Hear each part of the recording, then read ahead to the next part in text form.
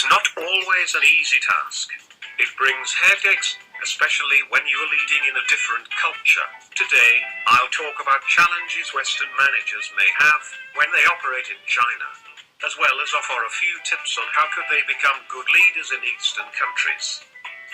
For foreign managers, the number one obstacle they have is language barrier, which might keep blocking their way to leading Chinese talents.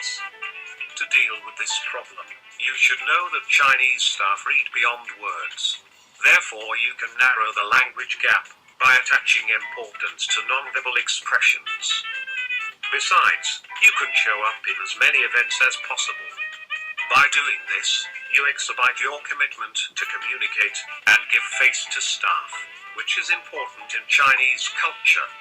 Be cautious, even when you have interpreters, because in the high context Chinese culture, meanings may change when context changes.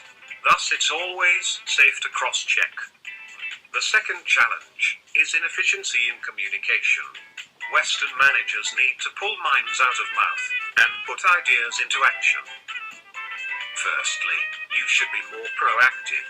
Set up informal one-to-one meetings, take the initiative to approach employees, and dig out what they have in mind that's worth attention. Secondly, Chinese employees like general and broader terms, and they may be unaccustomed to written reports. You should make it a rule to write everything down. Another problem Western executive may face is low sense of trust, which leads to poor cooperation. Well, no worries. Remember, Chinese people observe a lot. As long as you show sincerity and care, they will always know and requite you with trust. What you should do is to help staff distinguish between groups and teams. Highlight the common goal by introducing key performance indicator, and by aligning individual KPIs with organizational KPI. You can encourage staff to share and integrate, as well as help them form strategic views. The last challenge rests with motivational strategies.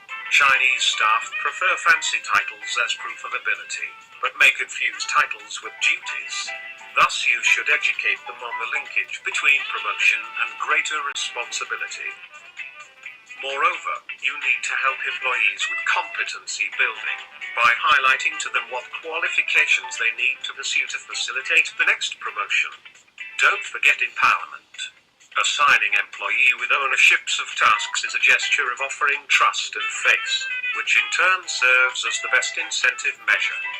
In conclusion, to overcome the four challenges discussed, foreign executives operating in China shall not only cope with the different culture and localize their practices, but also manage to build up the new corporate culture that promotes efficiency in international organizations.